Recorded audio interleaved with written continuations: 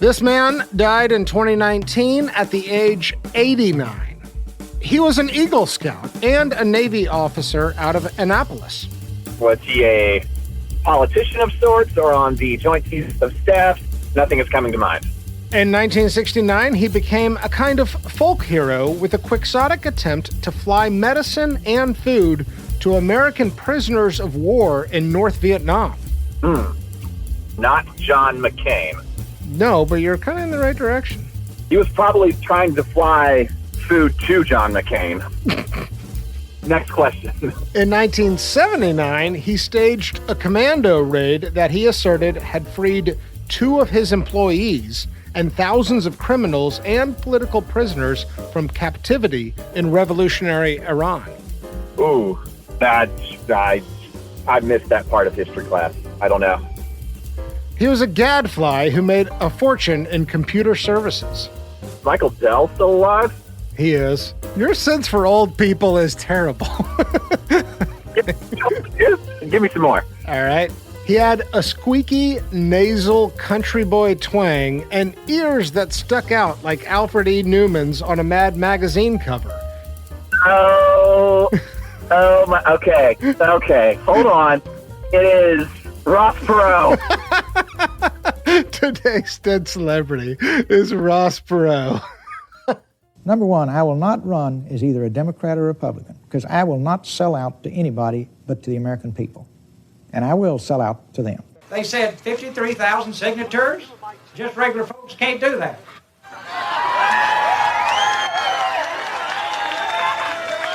Well, in all fairness to them, you did. You did over 200,000.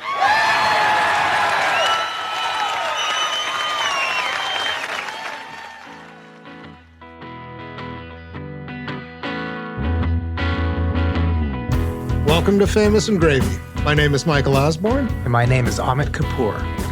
And on this show, we go through a series of categories about multiple aspects of a famous person's life. We want to figure out the things in life that we would actually desire, and ultimately answer a big question. Would I want that life? Today, H. Ross Perot died 2019, age 89.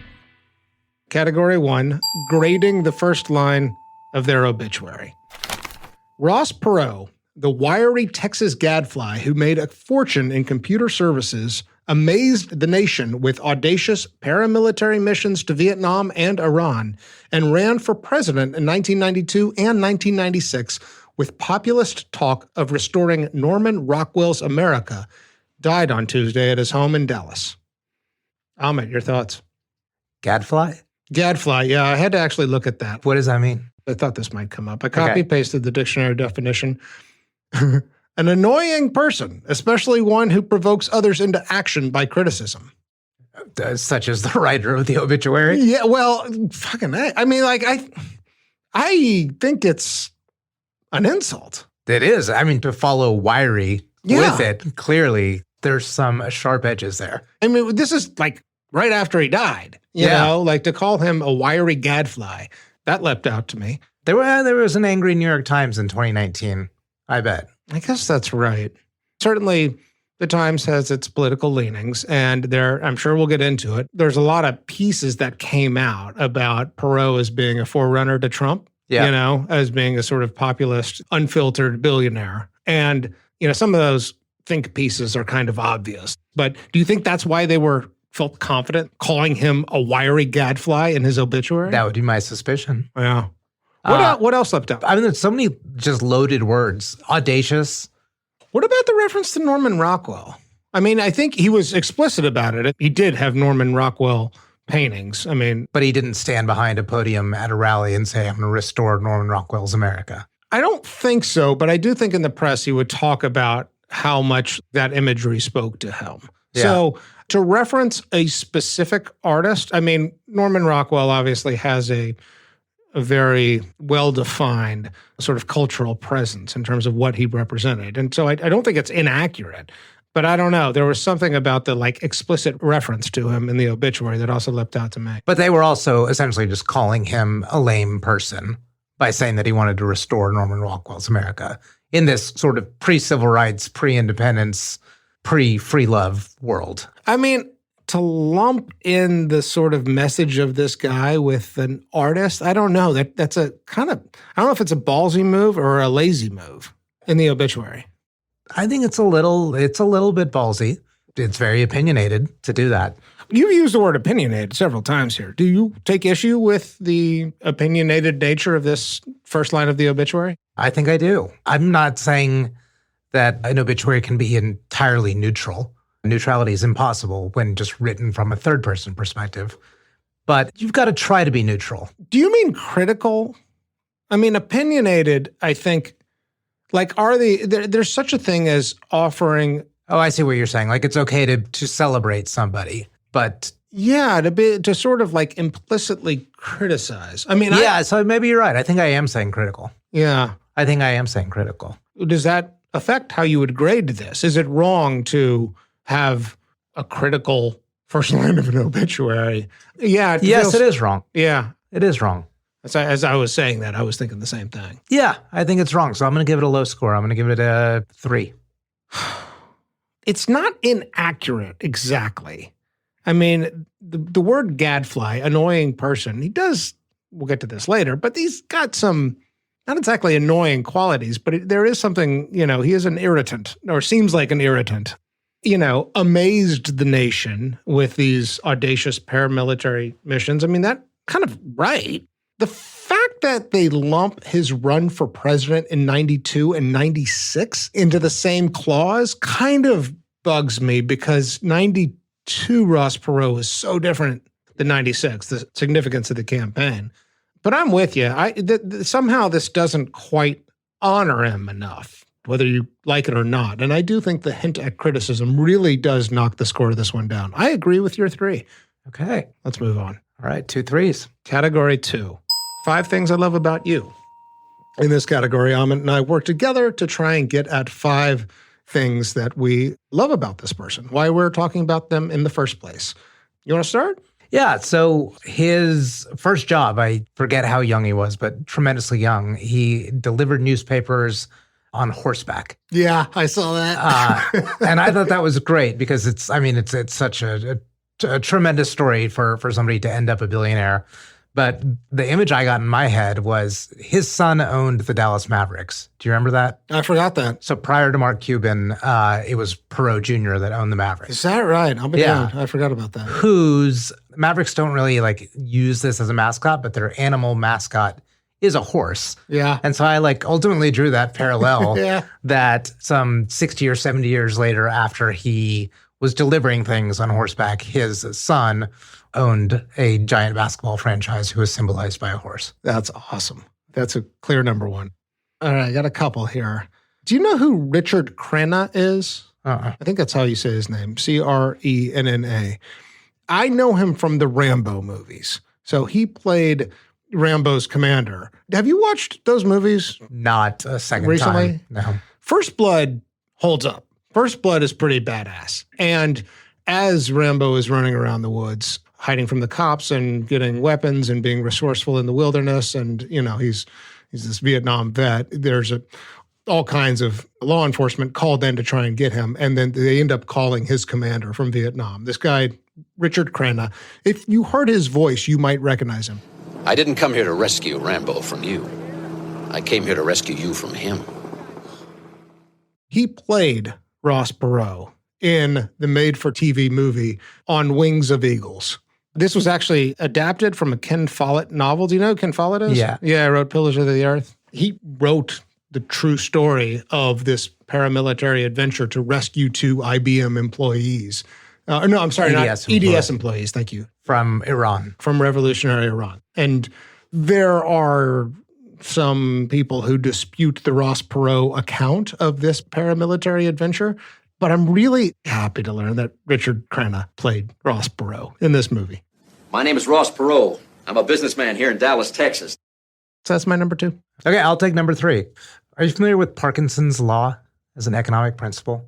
No. So I remember we learned it. I don't know if I learned it independently or in school, but the theory is basically that the amount of work it takes to do a task expands into the amount of time you give the task. So basically, there's a 40-hour work week, And if you have a 20-hour job, you have a 40-hour job. If you have a 60-hour job, you have a 40-hour job because there's a 40-hour work week. Interesting. So Perot had a few instances of not kind of believing in this at all. Just so I understand this, you like expand or shrink your workload to fill into the hours allotted, whatever the job may be. Correct. I see. Parkinson's law. That's interesting. No relationship to Parkinson's disease. Not at all. And I'm sure I didn't even describe the law very correctly, but that's my recollection of it. Okay, that's good. So there's two Perot stories that oppose this law. One is when he was at IBM, he met his entire sales quota for the year in 3 weeks. And he was like, well, now what do I do? And then there was a second one after he started EDS, his company that ultimately made him a fortune. One of their first clients, they said it would take 2 years to complete the install of their computer network. And they did it in something like 8 weeks. Totally throwing Parkinson's law out the window. Yeah. So he seemed to sort of live by that, of challenging those sort of norms and expectations, strictly in the business sense. Let's talk about it just in the business sense. Yeah. But challenging those norms and expectations just with a vengeance. Of what's possible. Yeah. Yeah. I want to pause for a second. You grew up in Dallas. You and I are similar age. 92 is kind of the first presidential election that I had any sort of semi-formed consciousness of. I am curious to know if you, growing up in Dallas, were aware of Ross Perot prior to 1992. Yeah, absolutely. Really? We would do elementary school field trips to EDS had some future museum. It was like a mini one floor Epcot Center. Yeah. That we'd take field trips in third grade, and it was all funded by EDS and Perot. And I also remember this very clearly. In third grade for Halloween, it was you wore a Halloween costume to work, and there was a girl. You mean school? What did I say? Work. School was work, Michael. I guess this is a first generation thing. Yeah, okay. Yeah, so a girl in my class, I remember she wore a tie and carried a briefcase. And I asked her who she was, and she said Ross Perot. Wow. Yeah. Wow. So he was that big of a figure in the Dallas scene. I mean. Yeah, as much as Jerry Jones is today or something. I was certainly aware of who he was. Yeah. To get back to the category, 5 Things I Love About You, we have not mentioned some of the more obvious things. The rags to riches story is pretty astonishing. It's not like he came from extreme poverty. So he grew up in Texarkana in Depression era. So Depression era Texarkana could not have been doing that well. But it was also, when you sort of read the accounts, it's clear he's not necessarily in deep poverty, about to starve. He's somewhere middle-ish, whatever that means in Depression era Texarkana, to becoming the 167th wealthiest man in 2019 or whatever in America. That rags to riches story is pretty great. It's hard to get your head around. This is the question I have for you. Is that something that we should include on the 5 Things I Love About You? Because I love a rags to riches story. The scale of this one is like no other. If you love a rags to riches story, then yes. Yeah. Everyone loves a rags to riches story. Well, it depends a little bit on the nature of how you would want to achieve those riches. When I say rags to riches, I guess I am sort of invoking, kind of dedication to a certain work ethic and a stick-to-itiveness and that kind of stuff. And, he did leave IBM to start his own company, and it didn't go all that well. And then it eventually went really well. And, the rest is history. He accumulates tremendous wealth over the course of a lifetime. So MC Hammer's rags to riches to rags doesn't quite resonate as much with you. Was not expecting you to bring up Hammer. How can you not bring up Hammer in a conversation that's... Our conversation is essentially about 1992. It's a good point. It's a damn good point. Yeah, I don't know. I think it's not necessarily a common story. So I don't know that I'm enamored with it. So I actually would not nominate that as something I'd put on my 5 Things I Love About You, because I want 5 Things I Love About You to be really unique to the person. But his was for a work ethic. You said you're enamored by those stories if there's sort of an underlying work ethic behind it. Yeah, there's a part of me that wants to believe in the American dream, sure. No matter, kind of what bullshit surrounds it. And hang on, I want to couch this because I do think that is a story that this culture tells that has all kinds of problems to it, that it's not nearly as achievable as we like to think it could be. But I've talked it out. I don't want to put this on my list. I don't understand why. Because the only thing that makes it fundamentally unique as a rags to riches story, the thing that distinguishes it from MC Hammer and countless others, is the scale. is how much wealth was achieved here. That's nice. It's a decent story. It's not part of the 5 things I love about Ross Perot. I've got a slightly different one. Bring in a new number 4. I looked this up. First billionaire presidential candidate. Really? Yes. Even if you go back into history and account for the, what do they call it? Present value of... Present value. Yeah. There are some people who come close. John Kennedy comes close. Andrew Jackson actually comes kind of close. I mean, they're in the hundreds of millions of dollars. But the first one who crosses the tres comas, you watch Silicon Valley, right? I got the reference. Russ Hanneman, okay. Tres comas. You know what that means in Spanish? 3 commas? Nope. 3 commas. The first one who crosses the tres comas threshold is Ross Perot. Kind of an unlikely figure to do so. And there's a case to be made that he created a kind of archetype. I mean, we've seen this not just with Trump, but there's, Michael Bloomberg and Tom Steyer, and there's another one in there. John Kerry wasn't quite on that category. Romney? No, he was not on that list. Bloomberg blows everybody out of the water in terms of wealthiest. He's at like 54 billion or something like that. But the sort of billionaire presidential candidate, I think Ross Perot kind of creates it. And so what you love about it was just that, the pioneering aspect of it? I think he just needs to, you got to give credit where credit's due, that there is somebody who has crossed that wealth threshold and then says, I want to run the nation.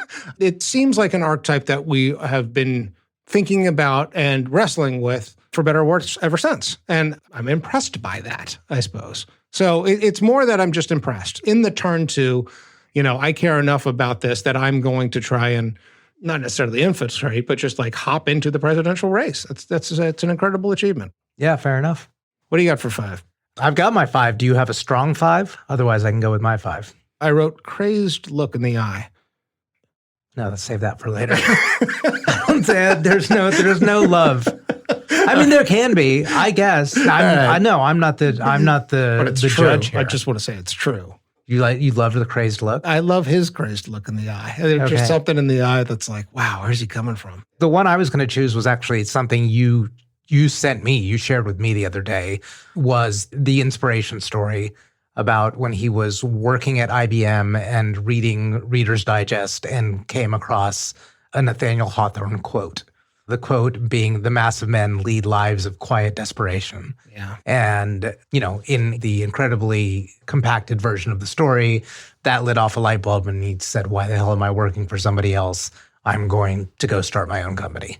I like the possibility that quote was that influential in his life, because I love that quote.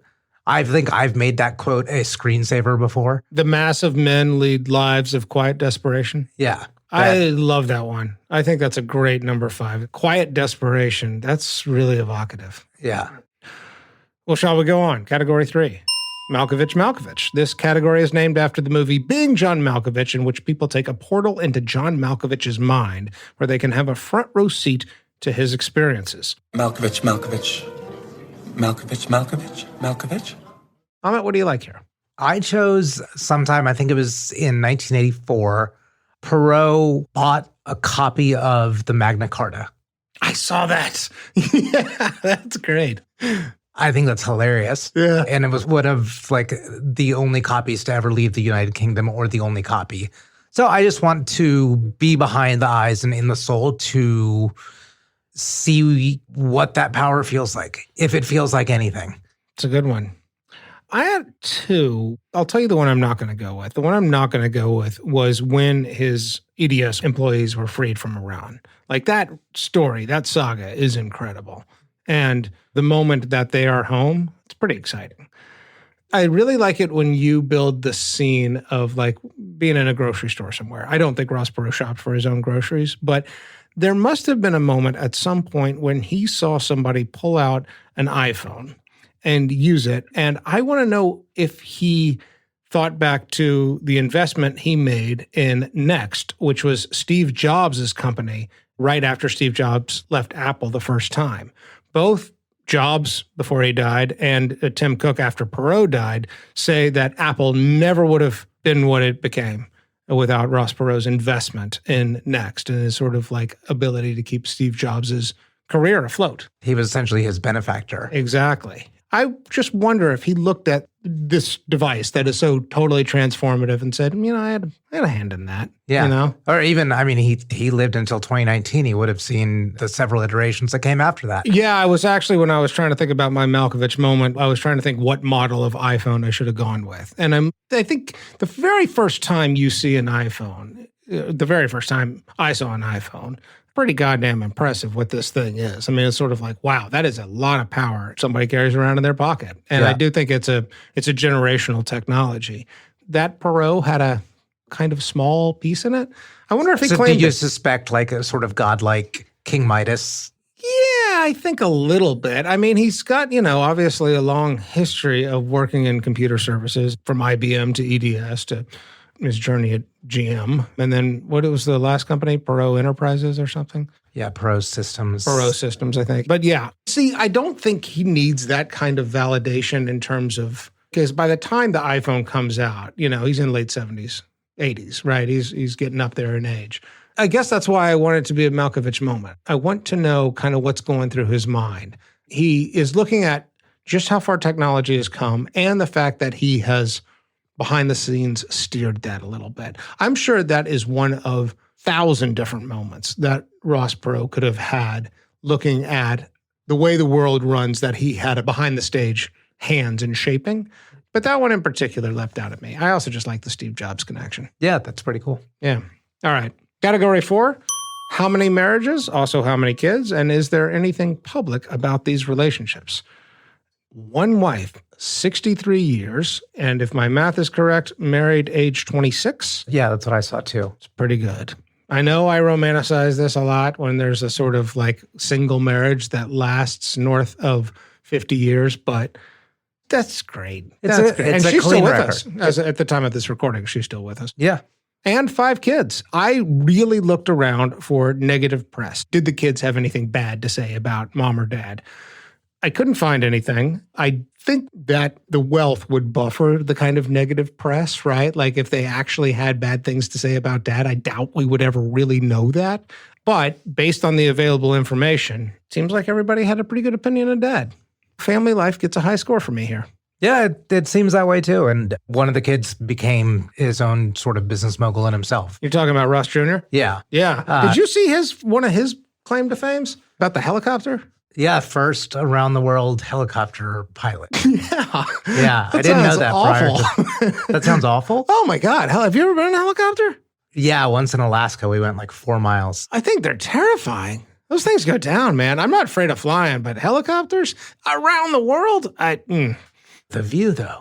Yeah, no, it's cool. It's beautiful. And I'm glad Ross Jr. went around the world in a helicopter, but just the thought of that did not excite me. Yeah. All right. Category 5, net worth. Assume you found the same number I did, 4.1 billion. Yeah, and I think that's where you got the number 167 from. It of is. 167th richest at time of death. Yeah. So I want to talk about this for a second. Yeah. I got this friend who's got this theory that one of the big problems in America is that we cannot distinguish between a million and a billion. This is a good analogy. How long do you think 1 million seconds is? A week. Pretty close, 11.6 days. Okay. How about a billion seconds? 400 years. Well, no, 31 years. 40 years. Yes, if I didn't carry the zeros. So 30 years. I'm impressed with the math you did in your head. But isn't that kind of an amazing number? I think that's an incredible illustration. A million is 11 days. A billion is almost 32 years. There, I think, are a lot of people in the world who cannot tell the difference between a millionaire and a billionaire. And you multiply that by 4, and for what it's worth, I did the math on that. That would be 138.22 years. I don't know. It's too much. Yeah. You don't need it. Whether it's too much or not feels like judgment. Where I struggle with it is it's unimaginable to me. I feel like I could imagine what it's like to have $10 million. I don't have $10 million today. Maybe I'll get there. I could probably even imagine what it's like to have $50 million. That's a lot of money. That's more money than I need. But, I also am very familiar with the phenomenon of you get acclimatized to whatever state you're in. So if you have $50 million, then you've got buddies who have 30 million and 90 million, right? And you float in those social circles, and that the culture changes with each new tier you reach. $4.1 billion is unimaginable. I have no idea. It feels like a number that would fuck with your head. But obviously you can't fuck with your head day in, day out. It's just a number that can distort reality. Is there a threshold at which that reality distortion really sets in for you? Or is there a ballpark number? That I think for myself? Yeah, or even for kind of anybody. I mean, I'm sure if some people can handle choosing it, right? one, I'm saying 100 million. Yeah. But I don't know. I mean, you can't fault someone for earning what they are capable of earning. And I'm not. Especially if they did it through ethical means and created value-added goods or services. Yeah, they work in the system and they play by those rules and they succeed. And so when you said it's too much, it feels like too much to me. But it's too much in terms of desirability, too much to wrap your head around. It's too much like Spider-Man responsibility, you know? Yeah. Yeah, so I don't like it. I don't like the idea of having that much money. It's not a judgment about anybody that has that much money. I'm just saying in terms of what it seems like to me in terms of quality of life, perception, sanity, privacy. Yeah. It seems like too much. And an ability to engage in meaningful relationships with all kinds of people, not just family members, but new friends or strangers. I mean, somewhere in that between 10 million and 400 million, I believe you begin to cut yourself off from your ability, which is sort of interesting for a guy who ran for president and got pretty goddamn far. I mean, to go back to the 5 things I love about you, the billionaire archetype. I mean, obviously we value this. People with like extraordinary wealth are, without thinking about it, admirable to the general populace, right? They wouldn't be running for president with success if they weren't. But then to actually imagine what it's like to be inside that skin and have that, the minute I go in that direction, I'm less attracted to it. Yeah. When we went to lunch earlier, I had the enchiladas from the lunch menu. I remember. And they were $9.49. Yeah. Do you remember what else I was considering having? Yeah, soup and salad, right? Yeah. Do you know how much the soup and salad was? No. $12.99. That aided in my decision process, that difference of $3.50. Yeah. And if I had $4.1 billion in the bank, I would have difficulty making those decisions. It fucks with your head. Yeah. It's got to fuck with your head. That is the whole point. That is the whole point. Well, all right. Category 6. Simpsons, Saturday Night Live, or Hollywood Walk of Fame. This category is a measure of how famous a person is. We include both guest appearances on SNL or The Simpsons, as well as impersonations. Let's take the easy one, the Hollywood Walk of Fame. I don't think he's on there. No. He didn't get it for being played by that guy. It's not what I thought you were going to say was the easy one. The easy one is Dana Carvey. No, I said the easy one to eliminate. Oh, yeah. Yeah. Oh, well, the easy one to notch is Dana Carvey. Yeah, absolutely. And it's very memorable for I people think of it's our actually, ages. I went back and watched it. It holds up. Like, it is still funny. You people don't quit now, do you? Now, is this the way we're going to play the game here? Are you guys going to keep asking these asinine questions till you see some dirty pictures? Ross Perot is very, what's the word I'm looking for? Wiry Gadfly. Thank you. Ross Perot is a wiry gadfly. No, he's very impersonable. Like, he is a cartoon character, it seems like, right? He was just ripe for impersonation. I asked you earlier if you had any memory of Perot going up. I am confident that I encountered the Dana Carvey impersonation of Ross Perot before I ever heard the actual man speak. It's almost like the Yogi Berra thing, where I knew about Yogi Bear, the cartoon character, before I knew that there was a baseball player. SNL does do that, though. It conflates your memory of, like, what was the actual person's voice or what was their SNL voice. Great impersonations do that, period. What's interesting about SNL that way is that it plays into the narrative of that person, how they're defined. I mean, it is actually a sort of force to be reckoned with. Yeah, because it's not really impersonations otherwise tend to just be impersonations of past actions. Yeah. But it tends to almost be foreshadowing of your future or even have an effect on your present actions. Should we talk about the 92 presidential election at all? I kind of don't want to. I mean, if you have something to say about it that fits in the category of The Simpsons SNL. Well, yes, I think I do. I think that 50 years from now, if Ross Perot is remembered at all, it will be as a presidential candidate. It won't be for the fact that he was a billionaire. Most billionaires are not household names. It won't be for the fact that he ran these paramilitary adventures to North Vietnam in 69 and then Iran in 79. I think, yeah, you're absolutely right. So, in the same way that Leonard Nimoy is synonymous with Spock, Ross Perot is kind of synonymous with presidential candidate, right? Like, this is the thing that he is most famous. He's the reason we're talking about as this a now. significant third-party presidential candidate. Right, exactly. And so there's a part of me that, yes, this is the place to talk about the campaign because this is the reason he's famous. And what I found, and I'm sure you found the same thing, is that it is debated what his impact on that election was. That Nate Silver and 538 will say he didn't sway the election because if you look at the exit polls, people who would have voted for Clinton or would have voted for Bush were equally distributed across the Perot. You've made our podcast very boring, Michael. Have I? Yeah. Well, I feel like we have to cover this shit. No, I'm kidding. Just keep going. You not lost a nice my thing to attention, say. but the listeners, they're still listening. No, you actually pulled out your fucking phone. I was silencing it because I didn't want it to be picked up. Dick move. I feel like this is this important? I was trying to get through it real quick. You don't have to ask my and then permission. You called me at boring. No. Well, no, I just, it's not, you started by saying one of your concerns was that you didn't want this episode to be politicized at all. I don't. What I was going to say is that he will be debated. His impact on history and on the 92 presidential campaign will be debated for forevermore. I think that those what ifs in history are really interesting. That's what he's going to be remembered for. That's what he's famous for. How do we feel about that? How do you feel about that? That's what he's going to be remembered for? That's his legacy. How does that sit with you? I mean, he sort of chose that. We're not Vanderbeeking this. I'm not saying at all that that's what I want, but yeah, it's sort of, he chose it. Okay, maybe this comes up later in the regrets category. Yeah, I see where you're going. I think you are into regrets territory. Okay, well then we'll hold off on it. Just to round out the category, he was never on The Simpsons. Never in any form? He was impersonated on The Simpsons in a couple of Treehouse of Horror episodes, but he himself never voiced the Ross Perot character on The Simpsons.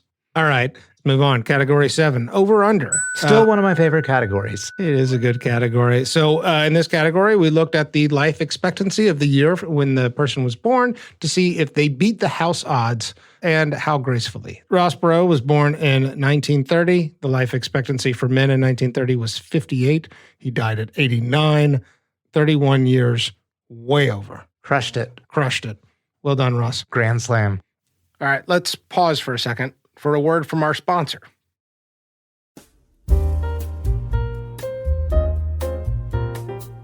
So, Michael, we each do our own set of research as we prepare for these shows. Mm-hmm. I notice you always reference a biography and you have like a paperback biography with you as we come to studio. Yeah. So I am to assume that you're getting these from some online megamart. Is that correct? No, not at all. The first thing I do when you and I decide on our next dead celebrity is I go and find out, is there a biography on this person? And is that biography available at Half Price Books? There's a store right up the street from me, an actual brick and mortar store where I can walk in. And I go there to find out, do they have a biography for our next dead celebrity? But I always wind up picking up more books. I go through the children's section. I'm a sucker for a good page turner, so I go through the murder mystery section. They also have rare collections. They have signed stuff. I don't know how this sounds to you, but I love the smell of Half Price Books. It's got that old book smell. I do. I like that too. Isn't that a great smell? Yeah. And you know what? Half Price Books is currently celebrating 50 years of buying and selling books, movies, and music. There are more than 120 stores, and you can find out more about Half Price Books at hpb.com.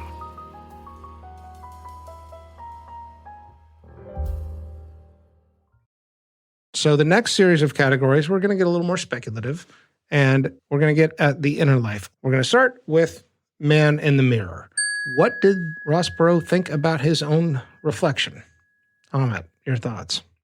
I mean, you go back to those obituary words of Wiry and Gadfly, but also I'd say fiery. Yeah. He's a fiery type of person. He was not tall, right? 5'5" or 5'6". I saw both numbers. So all of this, I know it's not the right thing to say, but there is sort of a Napoleon complex kind of there. You know, all of these tremendous achievements, this tremendous wealth.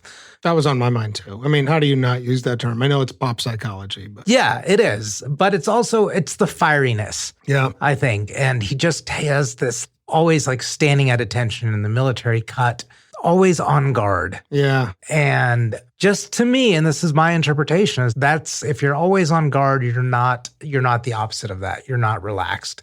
And that implies to me that there's something that you just don't really like about your physical presence. You're couching the hell out of this. I don't have a hard time saying I agree. I think I have a hard time believing he liked his reflection. It's just hard for me to see. Well, there's ways that he could, right? He was very clean cut. He was well dressed. He could have told you to your face a million times that I love myself. I like myself. Yeah, and I wouldn't have believed it. So that's our speculation. Yeah, it is is that we speculation. don't. Our man in the mirror speculation is I don't think so. I don't think so either. All right, next category, outgoing message. You have reached the voicemail box of... How do we think he felt about the sound of his own voice? All right, we're going to talk about this category here because there's been some behind-the-scene discussions about whether or not we keep this category. I think that his voice is annoying as hell, but did he like it is the question. And I don't know. You know, the quips and his sort of, what was the word they used in the obituary, epigrams? Is squippy a word? No, but if it was, it would apply. If he doesn't dislike his voice, though, then I don't know what this category is all about. Are you implying that he definitely does not like his voice? How could you? It's a really annoying voice. So you should be thankful, Dr. Michael Osborne, because we're keeping this category because I think he did like his own voice. What's your case for it? I think he used it. As an orator, as a speech giver, he loved to give these presentations, and he was known for talking very loquaciously. I'm not talking about the quality of his words or anything, but he liked to talk. No question about that. But when he heard his voice on an answering machine or on an outgoing voicemail, you think he was good with it? I mean, everybody who ever hears their voice the first time says, I sound like that. I hate that. But he surely heard his voice a lot. And over time, you become accustomed to how you sound. And you think he made peace with it faster than the average bear? I don't even know that he had to make peace with it. I think he could have just liked it out of the gate. I'm making a broad assumption here, but people that talk a lot, you know, you not only like your words, but you like the way your words come out. And yeah, so my outgoing message here on my chart was yes. He likes his voice. Yeah. I got to say, I'm persuaded because of the orator speech giver thing, right? Yeah. That if he's doing that, then yes, he must. So you're sticking with he did not like the sound of his own voice. No, I'm changing my answer. You've convinced me. I wasn't trying to change your answer. You don't have to. Quit being persuaded by me. Well, you present a good argument. It's a really good point, and I had a hard time thinking what it would be like to be him and getting out of my own skin because I only know what I hear. I don't know. It's almost an objectively annoying voice. Who was the guy? Do you remember? He was in Ski Patrol. He may have been in like some Police Academy movies. Bobcat Goldthwait? No. You wouldn't even know. I don't think I saw the Ski Patrol movies. Okay, then it's not relevant. Anyway, he had a Perot type of voice. All right, let's go on to the next category. Regrets, public or private? What we really want to know is what, if anything, kept this person awake at night? Why don't you go first? I've already sort of waded into this category. Yeah, I mean, this is the one that you kind of can't do it without the politics. But whatever the pundits say of if he actually did affect the winner of the 92 election, if he did help Bill Clinton get elected. Yeah, which is impossible to know. But if he ever is thinking, gosh, did I help Bill Clinton get elected? You're just going with that thought train for now? Yeah. So that's a possibility because I think if he were a voter, my guess at the polls is he would have been a George H.W. Bush guy. I wonder about that, Amit. I think that all other things being equal, that would have been the best guess. But I actually think he was so sick of both parties that, I mean, obviously he was so sick of both parties that he felt compelled to run, and felt like that was the only way to affect politics. I guess keep going, but I don't see the regret here yet. Okay, that was a guess, is that maybe he started a chain of events that went from Bill Clinton and the scandals that ensued. And then if the country wasn't divided on Clinton, Gore probably would have been more likely to win, let's say in 2000. And then the cascade of events that followed that. and everything. And depending on how long he plays out the story till the end, his participation in that election could have altered the course of history. Yeah, he did endorse George W. Bush in 2000. He also endorsed Mitt Romney in 2012. So when you say he leaned Republican, I think that's fair. He stayed quiet in 2016 before his death. Yeah. So, but I'm not merely talking about the fact that he helped elect an opponent. I'm just saying that the course of history severely changed. Yeah, I don't know. I mean, I do think that, like, in the same breath, he would also be able to say, well, I really raised this issue of the deficit to a level where it is being talked about in political discourse all up and down, that everyday people are thinking about that. To the extent that there are key issues he really cared about, he can tell himself that I affected the debate, regardless of who won and lost. I don't see that one as much of a regret. Okay. For him. Yeah, maybe not. I really don't have a ton more to say about regrets that I believe he had. Well, okay, I got two. I mean, one I started to mention earlier, which is not, did I affect the election or not, but am I going to be remembered for this or not? Yeah. I could see that haunting him at night, that he has accomplished a lot of other things in his life. He's built successful companies. He helped Steve Jobs bring the iPhone eventually, all kinds of philanthropic activity, funding medicine and arts and all kinds of good stuff around Dallas. Like, there's a lot that he has accomplished, and yet 50 years from now, the historians will be arguing about whether or not he had an effect on the election or not. So I do wonder if he regrets the decision at all. Because I have to imagine that if you got $4.1 billion, you care about your legacy. I think the other regret that we have to talk about is the decision to drop out, then hop back in the race in 92. Yeah. He's doing well in July. And then there's this whole sort of claim of dirty tricks by the Republicans. He drops out of the race. Then he hops back in October and still gets 20 million votes. That, more than should I have run at all, must have. So you're saying it's a regret because he would wonder, could he have won? Yeah, if he didn't do that? Maybe. But did I follow the right strategy in getting out and getting back in? It looks like a lack of commitment. Yeah. All right. Next category, good dreams or bad dreams. This is more a question of, do they have a certain look in the eye that suggests inner turmoil or inner demons, maybe even unresolved trauma? I said earlier he's got a crazed look in the eye. I don't see a haunted one. I'm going to say good dreams. Good dreams, but crazed look in the eye. I think that he's got a fight to pick. He's got a bone to pick. But I don't see him as haunted. I don't see him as traumatized. I don't see him as a hurt soul. I think he's sleeping well at night. That's good. I think I'm going to take that as well. Good but crazed. And that describes his eyes. Yeah. But maybe I'm also describing his dreams. I don't know. Well, that's what this category is all about. The look in the eye. The look in the eyes. But I think you kind of said it well. I thought of it more binary. Yeah. Good dreams, bad dreams. Okay, look in the eye or haunted look in the eye. Yeah. But this but crazed, I like that avenue. Yeah. I think we're agreed. Okay. Second to last category, cocktail, coffee, or cannabis. We ask, which one would we most want to do with our dead celebrity? This may be a question of what kind of drug sounds like the most fun to partake with this person. Or another philosophy is that it might allow access to a part of them you're most curious about. What did you have here? I'm curious. Cannabis with Ross Perot. Why? I think it's the access part. Yeah. Yeah, I think there could be something. Or I could just kind of see maybe it just triggers a really high-pitched giggle for a long time, and I think that would entertain me.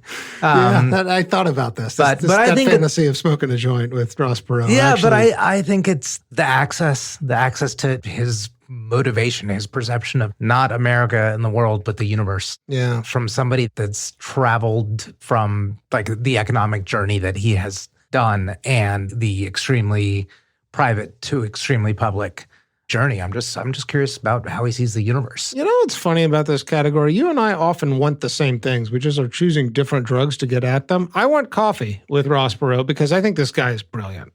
I think that there is a tremendous intelligence there. And whenever anybody has that kind of smarts, I just want to hear them go. I want to engage in a caffeinated conversation where we are just talking about how he sees the world, not just his political view on government, but just how the world is organized. He's got a crazy unique perch.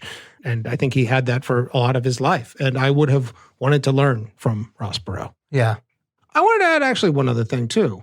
I think it may be the single most interesting thing about him, his intellect. I mean, I really would have liked to have gotten to know him on a real cerebral level. Yeah, no doubt. He's a very smart guy, and he doesn't look it, and that's something that maybe belonged into the 5 things, is clearly very smart, but doesn't look smart. What was his relationship with alcohol? Do you know? I didn't see much about it. I didn't see much about it there, but he could have been a raging alcoholic and we never would have known, Hard to imagine.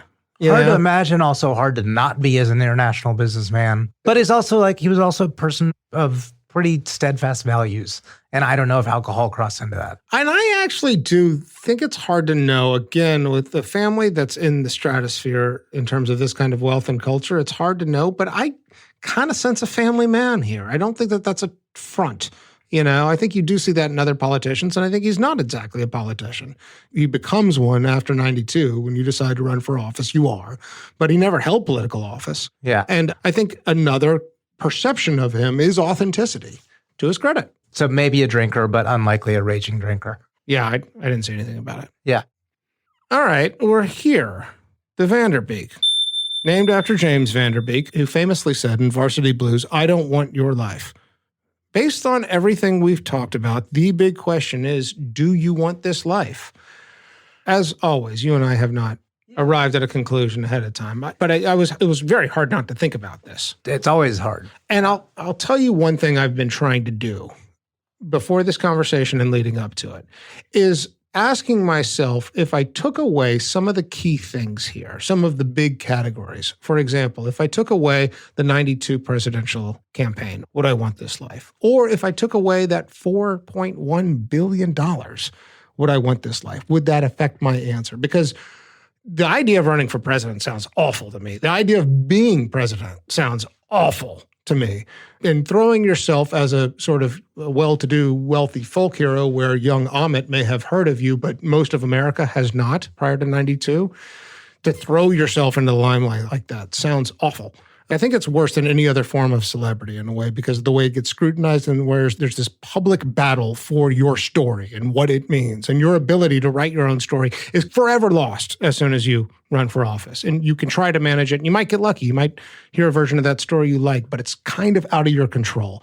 I want a life where I'm choosing my own destiny and where I get to shape the narrative of who I am. And fame risks that, and political fame really risks that. So that's almost a deal breaker for me right there. And then I don't feel like I could handle $4.1 billion. I don't know if I could handle $100 million. It's a lot of days. Yeah, it is a lot of days. It's a lot of weeks. Okay, so I'm a pretty lean, heavy no on those things. Now, hypothetically, if you asked me, would you want this life absent the money and absent the presidential campaign, there's some things here that are really great. There is a rags to riches story. There's a long-term marriage. There's 5 children. There's a lot of philanthropic activity. You're engaged in some really incredible adventures. Ken Follett writes a book about something you did once to save 2 people from revolutionary Iran. Like, there's some really great stuff here. Yeah, but James Vanderbeek did not have a choice of removing parts of the life. You have to make a decision. Yeah, okay. If you're asking me to make a decision, I think my answer is no. Your answer is no. So taking all of that. If I have to take all of it, yeah, I don't want this life, man. This isn't for me. You have to take it all.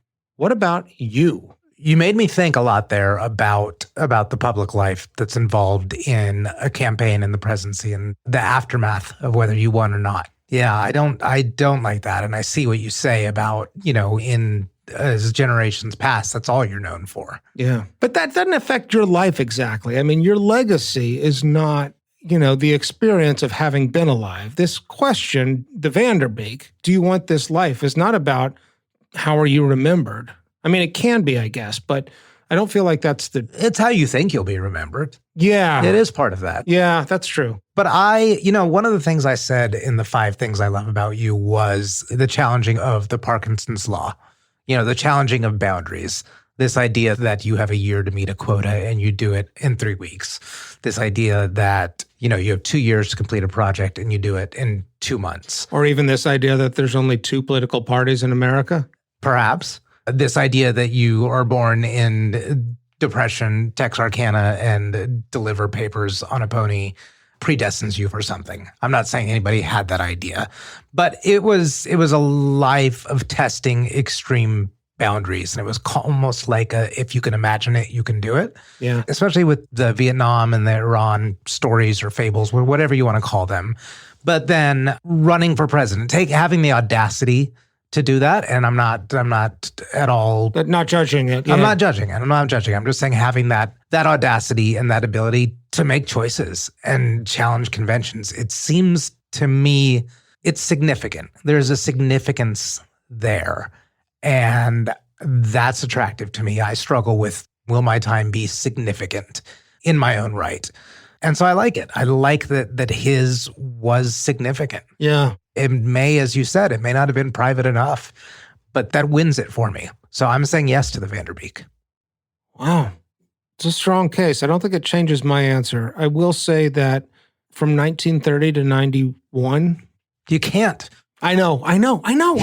James made a decision at that table, which is what we modeled that category. When he says, "I don't want your life." Yeah, there was not a dialogue. I know. Where the dad goes back and says, "Well, what if I wouldn't change my answer. I wouldn't change my answer. But I am trying to dissect it a level deeper so that I can do what I think we're here to do on this show, which is extract out what I care about. Correct. And your point that I want to live a significant life is absolutely true. I do not want to be part of the mass of quiet desperation. Yeah, I mean, there's an art to the Vanderbeek in that you have to have a yes or a no, because the point is that there's not an algorithm. There's not like, if you have money, if you have a certain consistency of love or some measure of fame, that it's like yes, no, and then you have an algorithm, I want this life. Right. Our whole point is that you can have yes or no, and you can have numbers all over the place, and you can have achievements all over the place. But then there's this strong element of magic. And that magic could be 10%, 50%, or 70%. And we don't really know. But the fact that we have to arrive at a yes or no answer just reveals that there is magic in there somewhere that is somehow weighing our decisions. It's very well said. All right, we've arrived. Michael, we're at the pearly gates. You are Ross Perot. H Ross Perot. You are H Ross Perot. Present yourself to quote unquote St. Peter. Peter, I had a really long run and I had a very eventful life. I think people are going to remember me most for the presidential election in 1992 and maybe to a lesser extent 1996. It was, as some would describe, an audacious move to hop into the presidential election. And in some ways, I do feel like my whole life led up to it. I was granted a lot of good fortune. I think I earned it. I think we make our own luck, and Lord knows I worked my tail off. I created a successful company, and as I grew that company, I think I lifted a lot of people up. I gave people opportunity. Yes, I had strict rules around that, but along the way, I saw something at risk that I cared about, which was the future of America. I wanted the good fortune that was offered to me and that I earned and that I worked for. I wanted that for everybody. And I saw a system that was breaking and falling apart. So I felt compelled to hop into that election. I don't know if that's the thing I'm going to be judged for here at the pearly gates. I hope it's not. I hope I can be evaluated based on the totality of my contributions to humanity, because if it's not obvious, I cared.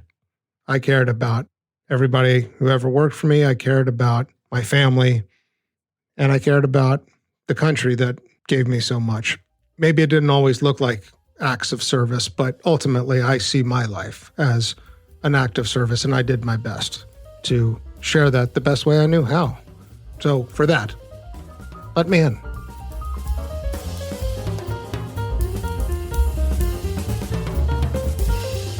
Thank you for listening to this episode of Famous and Gravy. If you're enjoying our show, please go to Apple Podcasts to rate and review. You can sign up for our mailing list at famousandgravy.com, and you can follow us on Twitter at famousandgravy. Our show was co-created by Amit Kapoor and me, Michael Osborne. Mixing, mastering, and sound design by Morgan Honecker. Graphic design by Brandon Burke. And original music by Kevin Strang. Thank you again for listening, and hope to see you next time.